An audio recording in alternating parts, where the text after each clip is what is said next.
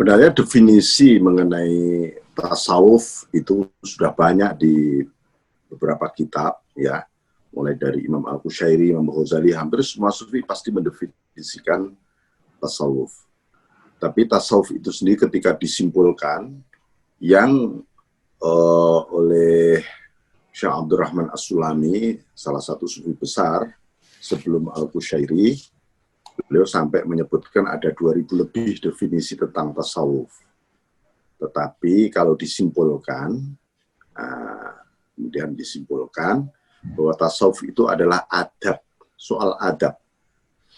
Karena itu at-tasawwufu kulluhu adab. Seluruh tasawuf itu isinya adab. Adab hamba dengan Allah, adab hamba dengan Rasulullah, adab hamba dengan seluruh makhlukat, seluruh ciptaan-ciptaan Allah ini. Jadi tasawuf itu sederhana seperti itu, soal adab. Nah, adab itu posisinya adalah di wilayah batin. Nah, adab itu di wilayah batin. Dari adab inilah, karena diolah oleh namanya al-hal, di wilayah al-hal, wilayah ruhaniyah, batiniyah ini lahirlah adab.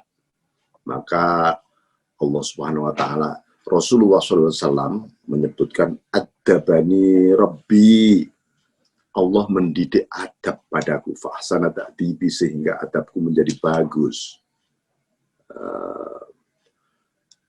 Ini adab inilah yang suasananya di wilayah bawatin, batiniyah ini melahirkan akhlak. Jadi adab itu mendahului akhlak. Akhlak itu ekspresi dari adab. Nah, karena itu kalau adabnya bagus, akhlaknya bagus. Akhlaknya bagus, amaliyahnya bagus. Nah, itu aja.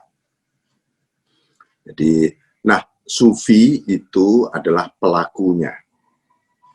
Pelaku itu semua. Nah, karena ini wilayah batiniyah, nah, maka perlu ada pendidikan. Tanpa pendidikan, maka nanti dikhawatirkan manusia menjadi tersesat. Wilayah batin itu begitu lembut, begitu misterius, yang berhubungan dengan adab ma'allah.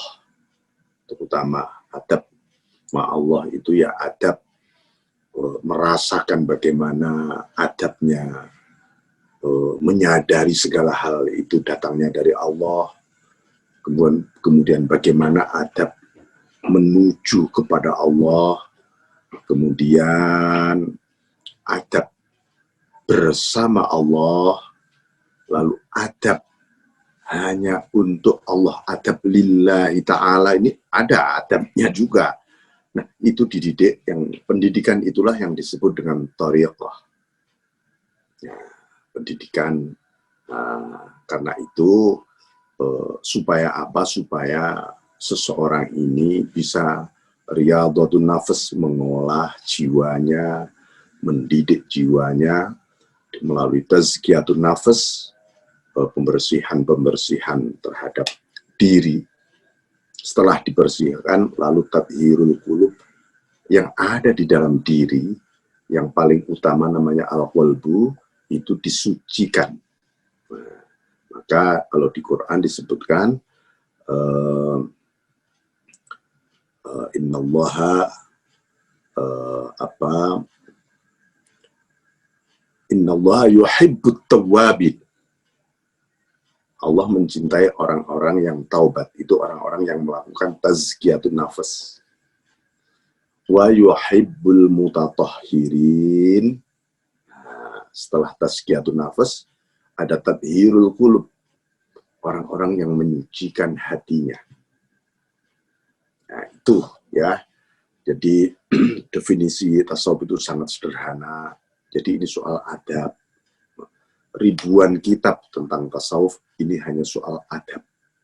Menjalankan bagaimana menempuh pendidikan ini melalui thariqah ini menuju kepada Allah. Kan begitu. Nah, menuju kepada Allah ini supaya sukses perlu ada pemandunya, mursyid. Karena apa? Ya mursyid yang sudah kenal kepada Allah. Maka disebutkan di Quran, فَمَن يُضْلِلْ فَلَنْ تَجِدَ لَهُ وَلِيًّا مُرْشِدًا. Itu kalau arti secara tasawuf adalah orang siapa yang dolalah, ya, siapa yang tersesat hidupnya, maka dia tidak akan menemukan wali yang mursyida, seorang pemandu mursyid yang wali. Nah, banyak mungkin mursyid tapi tidak wali. Tapi banyak juga wali yang tidak mursyid. Ya, harus wali yang mursyidah. Nah, itu yang diberi opsional oleh Allah, license untuk irsyad. Seorang wali yang diberikan license untuk irsyad, memberi panduan, membimbing hamba-hamba Allah menuju kepada Allah.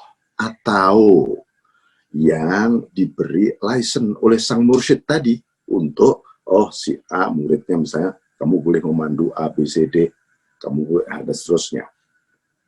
Nah, artinya sudah dapat license juga dari sang mursyid, nah, itu boleh memandu. Tetapi tetap yang utama, mursyid utama adalah waliyam mursyidah, itu tadi. Jadi kenapa tarekat itu begitu banyak? Ya seperti saya sering menyebutkan, seperti contoh itu kan sebuah nama, wilayah, situasi dan kondisi, lalu menubuhkan itu tadi yang berhubungan kemudian dengan sanad. Jadi sanad tarekat itu berbeda dengan misalnya sanad ilmu. Sanad ilmu siapa yang belajar gitu ya. Berbeda lagi dengan metodologinya dengan sanad hadis.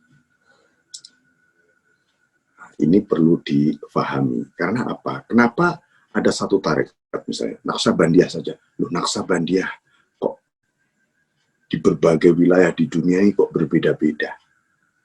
Padahal sanadnya semua kepada Abu Bakar As-Siddiq misalnya. Berbeda dengan hadis. Ya, hadis Nabi sanadnya, ini lafadznya harus begini, ini harus begitu.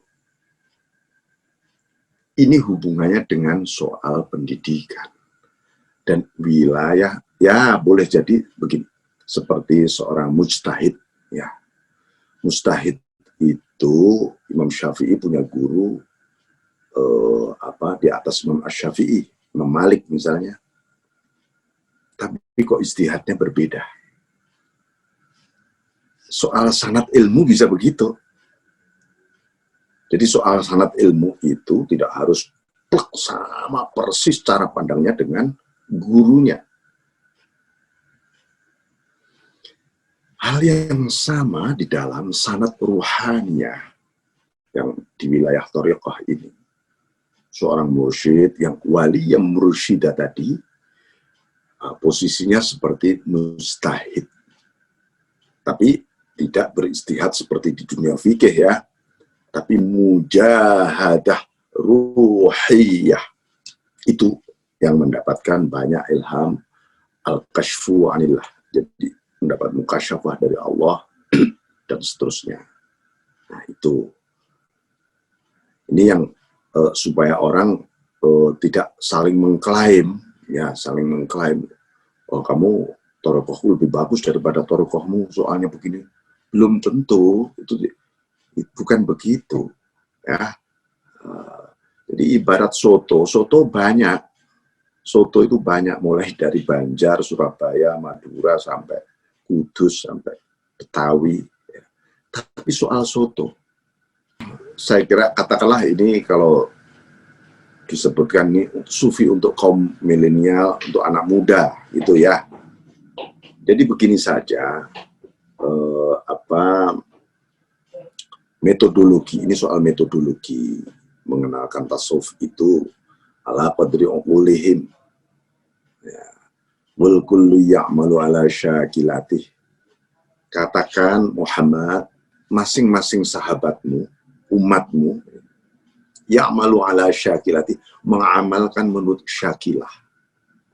Jadi di dalam pendidikan tasawuf itu tidak boleh, kalau dalam bahasa Jawa disebut tidak boleh gebyah uyah. Pokoknya kamu harus begini semua, harus wiridan sekian ribu, kalau enggak kamu enggak sah, enggak bisa. Karena syakilah, format, ruang, ya, organisme spiritual masing-masing orang berbeda. Rasulullah memberi pendidikan zikir kepada Abu Bakar, berbeda dengan Sayyidina Ali, berbeda dengan Umar, kepada Sayyidina Anas. Makanya sanad tarekoh berbeda-beda. Nah, kelak kemudian model ini, misalnya Naksabandiyah menjadi layak di wilayah yang iklimnya, yang kulturnya begini-begini. Syadziliyah akan lebih menjadi sangat layak di wilayah misalnya Afrika, Asia Tenggara, ini Asia Tengah, Amerika Latin. Qadiriyah di wilayah India, di wilayah Afgan, wilayah sebagian Mesir, wilayah wilayah-wilayah daerah misalnya Afrika Selatan, Asia Tengah misalnya. Rupanya ini berhubungan dengan atmosfer, ya, atmosfer. Inilah yang disebut dengan hikmah, bil hikmah, satu kearifan ilahiyah ketika menangkap situasi kondisi spirituality manusia. Ya, nah di era modern sekarang dengan anak-anak muda ya perlu kita bangun silabus baru bagaimana supaya tasawuf itu mudah. Karena apa? Tasawuf itu ruhul Islam. Rohnya Islam ya tasawuf. Bagaimana beragama tanpa roh? Bab-bab mengenai ikhlas, tawakal, ridho, syukur, cinta, ma'rifah, itu semua kan ruh. Ruhnya amal. Ya. Nah itu, nah, dari situlah, jadi jangan kemudian itu kan kasusnya sama bagaimana ya mengajarkan kitab kuning kepada mahasiswa di perguruan tinggi umum. Ya pasti mereka takut tiba-tiba, ini apa? Kenal saja tidak. Ya. Nah ini pandai-pandainya ulama mengenalkan cara pandang historis mengenai kitab ini apa dan seterusnya, sampai untuk sekarang misalnya ya harus dielaborasi, direkonstruksi, tapi tetap memiliki basis seperti dalam kitab-kitab itu misalnya. Hal yang sama di dalam dunia tasawuf juga begitu.